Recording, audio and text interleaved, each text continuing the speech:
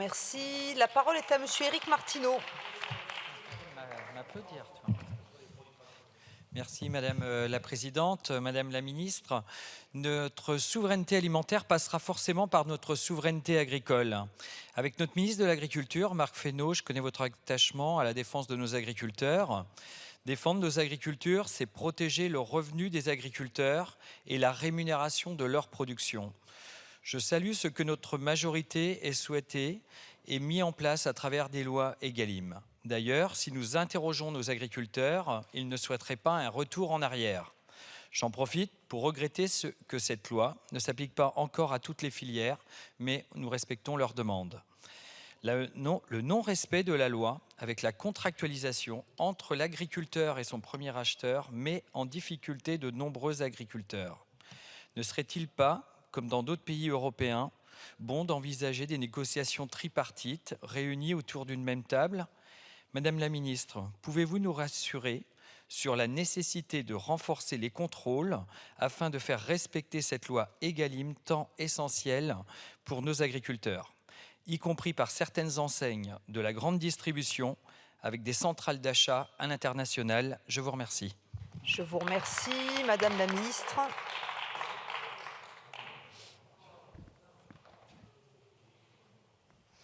Merci Madame la Présidente, Monsieur le député Martineau. Alors j'ai répondu en partie à votre question en répondant à Monsieur le député Bonnier. Je vais peut-être approfondir sur les trois principales formes de contournement que nous avons décelées dans la grande distribution. La première, c'est la domiciliation des achats à l'étranger.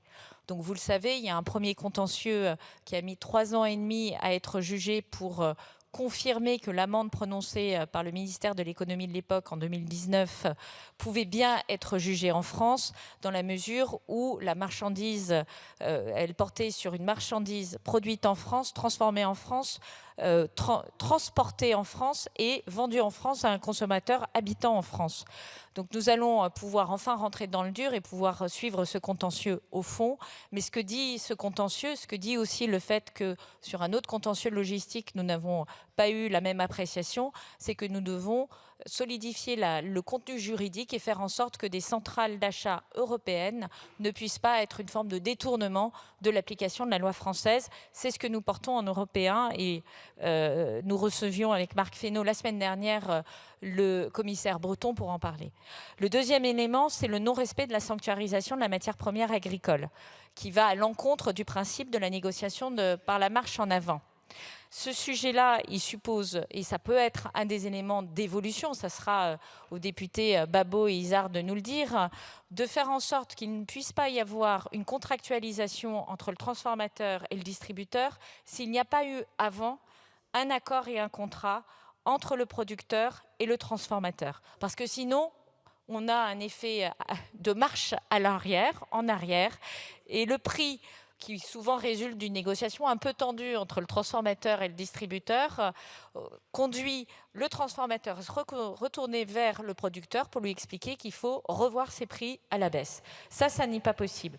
La troisième chose, c'est la vente de services plus ou moins fictifs ou qui ont plus ou moins de contenu pour les entreprises transformateurs. Ça vient de la distribution. Là encore, c'était d'ailleurs le gros de cette amende qui avait été prononcée en 2019. C'est le fait de vendre très cher, parfois d'ailleurs à des entreprises de taille intermédiaire, des services de données, de mise en avant sur les gondoles, d'accompagnement de la vente des produits, sans que ces services aient une réelle valeur. Et c'est une façon d'aller récupérer toute la marge qui a été accordée dans un premier mouvement aux transformateurs. Donc ce sont sur ces trois éléments que nous devons aussi renforcer nos contrôles et aller de l'avant. Merci Madame la Ministre. La parole est à